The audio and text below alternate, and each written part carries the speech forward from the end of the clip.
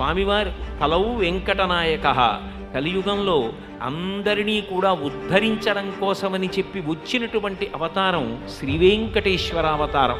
అటువంటి వెంకటేశ్వరుడి యొక్క కళ్యాణం అంత గొప్ప కళ్యాణం.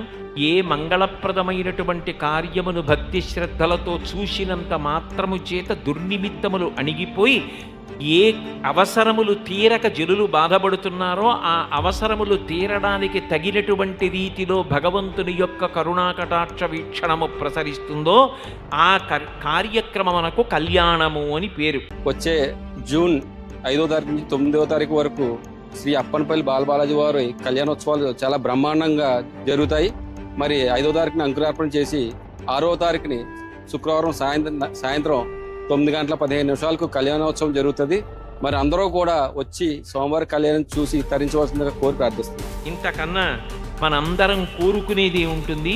మనందరం జీవితాన్ని ధన్యం చేసుకోవడానికి ఇంతకన్నా ఉత్తమమైన మార్గమే ఉంటుంది.